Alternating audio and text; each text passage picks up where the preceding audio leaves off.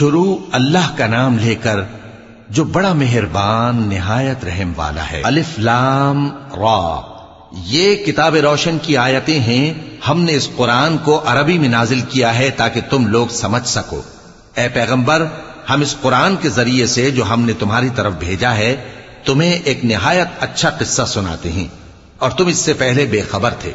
جب یوسف نے اپنے والد سے کہا کہ ابا، میں نے خواب میں 11 ستاروں اور سورج اور چاند کو دیکھا ہے، دیکھتا کیا ہوں کہ وہ مجھے سجدہ کر رہی ہیں۔ انہوں نے کہا کہ بیٹا، اپنے خواب کا ذکر اپنے بھائیوں سے نہ کرنا، نہیں تو وہ تمہارے حق میں کوئی چال چلیں گے۔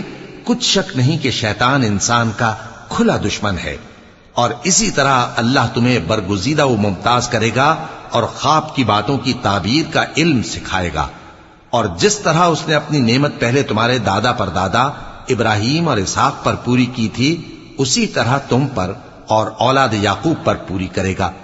بے شک تمہارا پروردگار سب کچھ جاننے والا ہے، حکمت والا ہے۔